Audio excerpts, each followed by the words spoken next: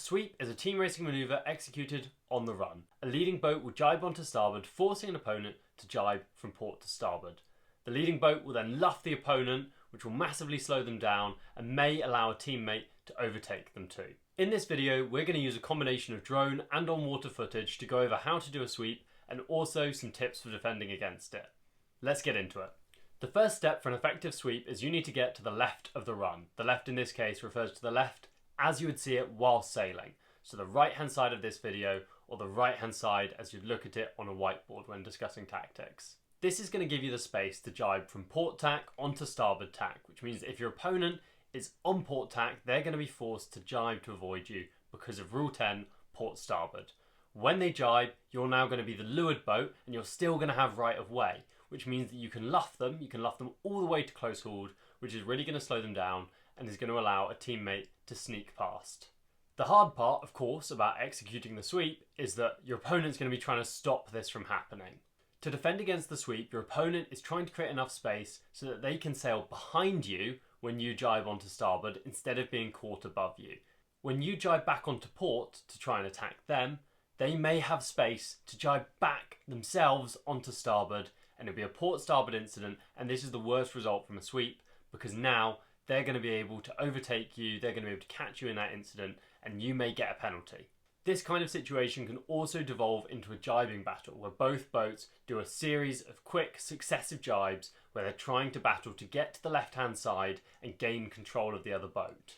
The leading boat will be trying to execute their sweep and the boat behind will be trying to catch the leading boat on starboard and get a penalty or maybe get room at Mark 3. The other way an opponent may try and defend against the sweep is to create horizontal separation between you and them. When you jibe onto starboard, they're going to jibe as well and they're going to luff until they're clear ahead of you. Under Rule 17, this means that now you're no longer able to sail above your proper course and you're going to have to return to a dead run or to pointing at the next mark that you're sailing to. The greater the horizontal separation, the easier it is for an opponent to luff until they're clear ahead. You'll often hear sailors calling this breaking the overlap or hailing overlap broken once they think they're clear ahead. And if you luff someone after they've broken the overlap, then you're going to be breaking Rule 17 and you're going to get a red flag if they protest.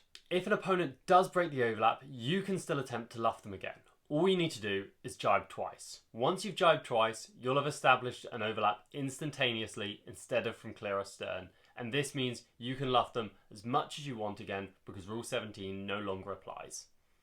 So, how do we sweep effectively? So the key points are that we need to be to the left of our opponent and we need to be close enough that they don't have that option to swing behind us when we sweep. It's also going to be hard for them to break the overlap. If we're close, then when we do jibe onto starboard, they're going to have nowhere to go. But to get into this position, you're going to have to slowly control your speed and inch your way closer to your opponent. Avoid big swoopy sweeps because these are actually going to be easier for your opponent to avoid. You never want to be coming at them when you're on a beam reach, when you're very high off the wind. You want to get as close as possible before you spring your trap. Remember, Rule 17 will protect you too. If they came from clear astern, then while you're overlapped and setting up your trap, they're going to be unable to luff you. However, getting too close can cause other problems. When you jibe onto starboard, you must leave space for an opponent to complete a jibe in a seaman-like manner and not hit you in order to comply with Rule 15.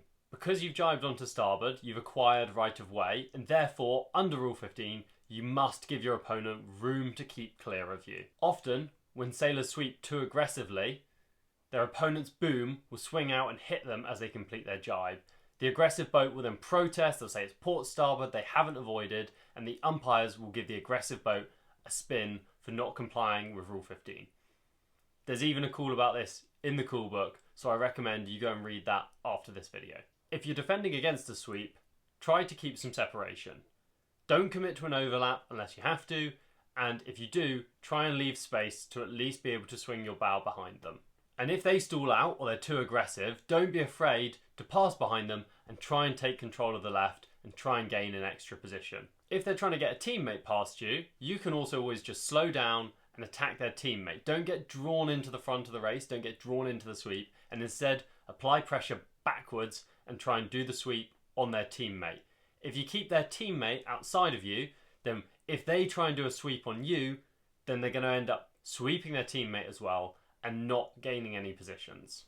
If you found this helpful, like and subscribe for more.